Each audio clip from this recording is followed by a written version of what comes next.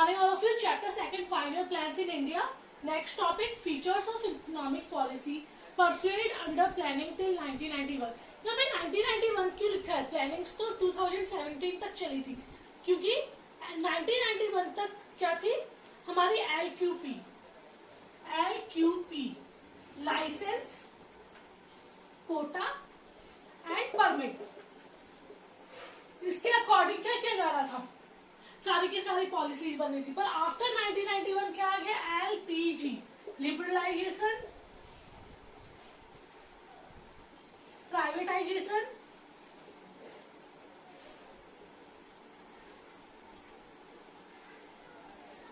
And globalisation.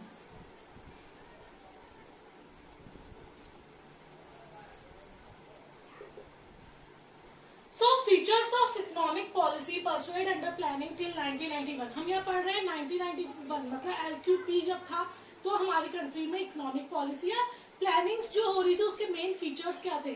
हम लोग किस पे ज्यादा डिपेंड थे? पब्लिक सेक्टर पे, प्राइवेट सेक्टर पे, हैवी इंडस्ट्रीज पे या बेसिक इंडस्ट्रीज पे, सेविंग्स पे या इन्वेस्टमेंट पे। तो ये सारे के सारे फीचर्स हम पढ़ेंगे।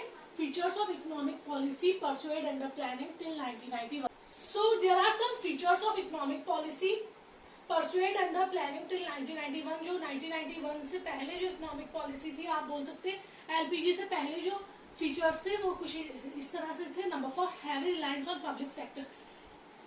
LPG से पहले, LPG में क्या हुआ? प्राइवेटाइजेशन हो गया। पर LPG से पहले हमारा ज्यादातर या गवर्नमेंट का ज्यादातर ट्रस्ट किस पे था? पब्लिक सेक्टर पे। वो सोचती थी हर काम पब्लिक सेक्टर के थ्रू किया जाए और प्राइवेट सेक्टर के हाथों में कम से कम इंडस्ट्रीज या एंटरप्राइजेस हो। तो उन्होंने ज्यादातर, टोटल उस टाइम 29 इंडस्ट्रीज थी। आप लोग ये अगले चैप्टर में पढ़ेंगे IPR 1956 में। तो जो 29 इंडस्ट्रीज थी उनमें से 17 इंडस्ट्रीज ऐसी थी जो किसके अंडर में थी? पब्लिक की, और 12 इंडस्ट्रीज थी जो किसके अंडर में थी? प्राइवेट। मतलब ज्यादातर इंडस्ट्रीज या मेन इंडस्ट्रीज किसके अंडर में थी? पब्लिक सेक्टर के अंडर में थी। So heavy reliance on public sector. Economic policy prior मतलब पहले, economic policy prior to 1991 indicated heavy reliance on public sector. In IPR 1956, IPR मतलब industrial policy resolution. In IPR 1956 as many as 17 industries were reserved for public sector. तो total 29 industries थी और 1956 में हमें बताया गया जो IPR 1956 मतलब इंडस्ट्रीज में पॉलिसी जो चल रही थी उसके बारे में पूरा चैप्टर है। नेक्स्ट चैप्टर है आपका। तो 29 इंडस्ट्रीज में 17 किसके लिए रिजर्व करके रखी हुई थी? पब्लिक सेक्टर के लिए। On the other hand only 12 industries were marked और reserved for private sector. So it was realized that the objective of socialist pattern of society could be achieved only through a comprehensive development of public sector enterprises। और ये realise किया जा रहा था, government का ये मानना था कि अगर हमें socialist pattern mean what to produce and how to produce and for whom to produce, all decisions are taken by government.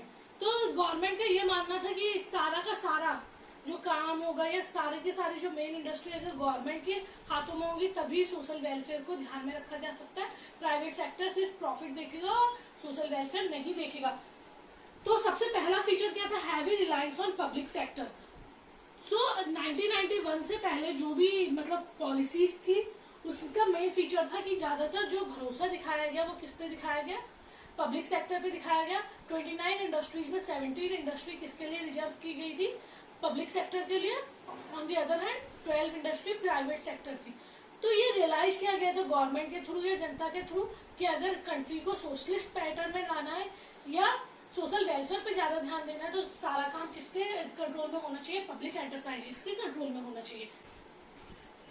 Number second, regulated development of private sector. पहले क्या था? कोई भी इंडस्ट्रीज खुल जाती थी, कोई भी प्राइवेट जो सेक्टर का बंदा था वो अपनी इंडस्ट्रीज खोल लेता था। पर अब क्या कर दिया गया? सब कुछ सिस्टमेटिक वे में कर दिया गया या रेगुलर वे में कर दिया गया। तो according to industrial act 1948, new industry in the private sector could not be emerged without a license and registration. तो अब क्या हो गया? प्राइवेट सेक्टर के लिए लाइसेंस और रजिस्ट्रेशन कंपलसरी कर दिया गया। कोई भी इंडस्ट्री ऐसे ही नहीं खुल जाएगी। तो 1948 में जो इंडस्ट्रियल एक्ट आया उसमें कह दिया गया कोई भी इंडस्ट्री अगर खुलेगी तो उसके लिए क्या कंपल्सरी है? License and registration. तो कोई भी इंडस्ट्री विदाउट लाइसेंस या विदाउट रजिस्ट्रेशन नहीं खुलेगी। तो प्राइवेट एंटरप्राइजेस मनमानी नहीं कर सकते, अपने आप कभी भी ओपन नहीं हो सकती। So regulatory development of private sector means अब कोई भी इंडस्ट्री ऐसे ही नहीं, सबका एक सिस्टमेटिक डेवलपमेंट होगा। और अगर किसी को भी इंडस्ट्री खोलनी है, प्राइवेट इंडस्ट्री खोलनी है, तो उसे लाइसेंस की भी नीड रहेगी और रजिस्ट्रेशन की भी नीड रहेगी। Clear? Number third, focus on savings and investment.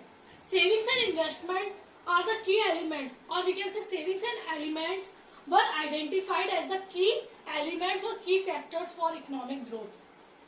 अगर आप सेविंग और इन्वेस्टमेंट करेंगे तभी क्या होगा? इकोनॉमिक ग्रोथ होगा। ये गवर्नमेंट सेक्टर या पब्लिक एंटरप्राइजेस के थ्रू क्या किया गया? आइडेंटिफाई किया गया। अगर आपको ग्रोथ एंड डेवलपमेंट करना है तो उसके लिए क्या जरूरी है? Savings and investment. So saving and investment were identified as the key factor of economic growth. So economic growth and development का जो मेन फैक्टर था वो क्या माना गया? Savings and investment. और सेविंग्स को कैसे प्रमोट किया जा सकता है? लोग ज्यादा से ज्यादा सेविंग करें, उसके लिए क्या जरूरी है? High interest rate. High interest rate are so high interest rates were offered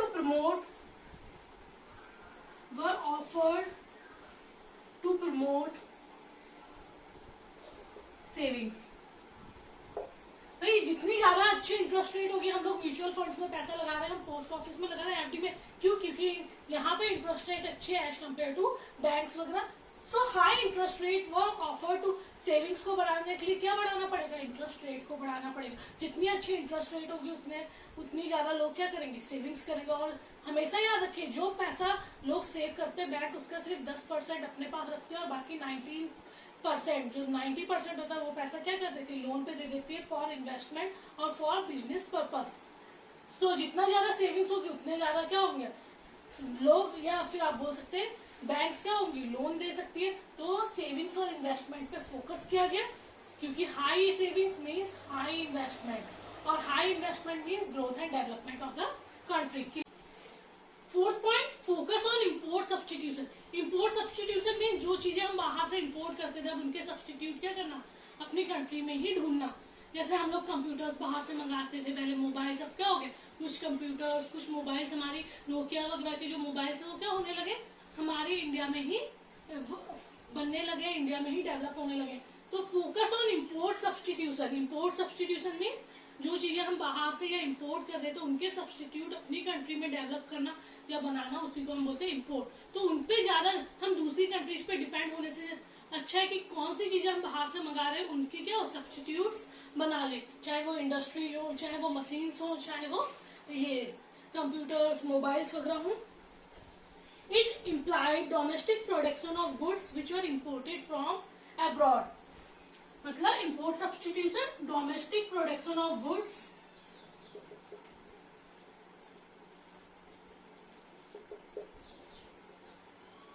which were imported from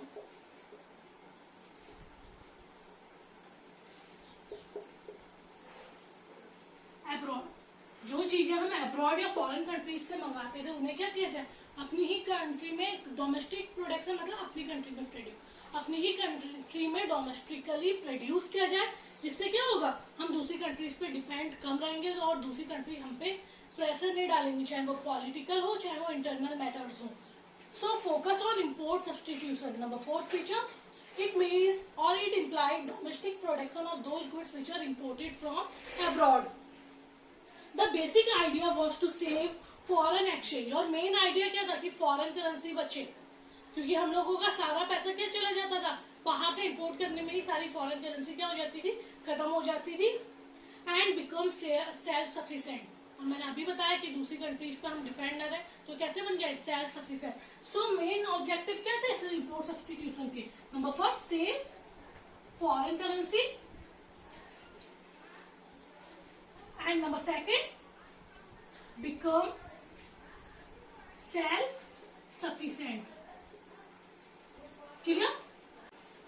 number 5, development of heavy industry. Heavy industry में जो इलेक्ट्रिसिटी जनरेट करने में काम आती है, इंजीनियरिंग गुड्स इंडस्ट्री या आयरन एंड स्टील इंडस्ट्री, ये सारी की सारी industry.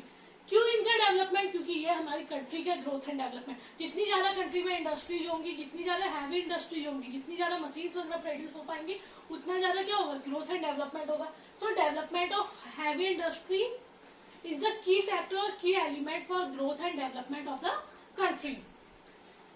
Industry like of electricity generation, engineering goods and iron and steel industry were identified as of strategic significance. These industry were to develop on priority basis. और industries को क्या सबसे ऊपर रखा जाए? प्रायोरिटी बेसिस पे रखा जाए डेवलपमेंट के लिए। Heavy industry means electricity generation वाली industry, engineering goods, iron and steel etcetera. Clear? So जितनी ज्यादा हैवी इंडस्ट्रीज होगी उतनी ज्यादा क्या होगी? कंट्री का ग्रोथ एंड डेवलपमेंट होगा। जितना ज्यादा कंट्री का ग्रोथ एंड डेवलपमेंट होगा उतना ज्यादा हमारी कंट्री से पॉवर्टी क्या होगी? रिमूव होगी। तो गवर्नमेंट का या फिर आप बोल सकते हैं पब्लिक एंटरप्राइजेस का ये मानना था कि अगर आप हैवी इंडस्ट्रीज का डेवलपमेंट करेंगे तो अपने आप ही कंट्री का भी क्या होगा? ग्रोथ है, डेवलपमेंट होगा। Clear? Number 6, protection from foreign competition. Protection from foreign competition means अपनी इंडस्ट्रीज को प्रोटेक्टेड करके रखना, अपनी इंडस्ट्रीज को प्रोटेक्शन देना। क्यों? क्योंकि हमारी इंडस्ट्री या हमारी जो गुड्स थे वो इतने ज्यादा अच्छी क्वालिटीज में नहीं होते थे, क्योंकि हमारे पास ना इतना एक्सपीरियंस था, ना स्किल्स थी, ना इतना हमारे पास रॉ मटेरियल था। So as compare to our industry, जो दूसरी इंडस्ट्रीज होती थी, फॉरेन इंडस्ट्रीज होती थी, उनका जो सामान होता था वो ज्यादा बेटर होता था। तो ज्यादातर लोग क्या प्रेफरेंस करते थे? फॉरेन गुड्स या जो ब्रिटिश गुड्स या अमेरिकन गुड्स थे उन्हें प्रेफरेंस करते थे। तो इसके लिए क्या किया गया? फॉरेन कॉम्पिटिशन से हमारी इंडस्ट्रीज को क्या प्रोटेक्शन मिले, इसके लिए क्या किया गया? फॉरेन इंडस्ट्री जो अब्रॉड की इंडस्ट्रीज थी उनपे हाई इम्पोर्ट, हाई ड्यूटीज लगा दी गई। High duties means high taxes, मतलब बाहर से अगर माल आ रहा है या इम्पोर्ट होकर माल आ रहा है तो उस पर क्या होगा? बहुत ज्यादा टैक्सेस होंगे। टैक्स के कारण तो रेट्स क्या हो जाएंगे? हाई हो जाएंगे, और जब रेट्स हाई होंगे तो लोग उसे खरीदना कम पसंद करेंगे। So protection from foreign competition, domestic industry was protected from foreign competition by imposing high import duty. Duty means tax, imports पे बहुत ज्यादा टैक्सेस लगाकर। And quantitative restrictions were leaved on import. और क्वांटिटेटिव रिस्ट्रिक्शंस मीन्स इतना ही माल आएगा, इससे ज्यादा सामान नहीं आ सकता। क्वांटिटी बता दी थी कि आप भी 50 मोबाइल भेज सकते हैं, 100 मोबाइल भेज सकते हैं, इससे ज्यादा नहीं भेज सकते। तो एक क्वांटिटी, एक तो हाई इम्पोर्ट ड्यूटीज लगा दी थी। हाई इम्पोर्ट ड्यूटीज मतलब हाई टैक्सेस लगा दिए थे इम्पोर्ट्स पे, ताकि सामान महंगा हो जाए और जो अपनी इंडियंस है या अपने जो डोमेस्टिकली प्रोड्यूस गुड्स है उनको ज्यादा से ज्यादा सेल किया जा सके। सो हाई इम्पोर्ट। और दूसरी बात थी हाई इम्पोर्ट टैक्सेस लगाने के बाद, हाई इम्पोर्ट ड्यूटी लगाने के साथ साथ क्वांटिटेटिव रिस्ट्रिक्शंस भी कर दिए गए। क्वांटिटेटिव रिस्ट्रिक्शंस मतलब इतनी क्वांटिटी में सामान आएगा, इससे ज्यादा नहीं आएगा, मतलब क्वांटिटी में भी कुछ रिस्ट्रिक्शंस कर दिए गए। So protection from foreign competition, domestic industry were protected from foreign competition by imposing high import duty and quantitative restrictions. Clear?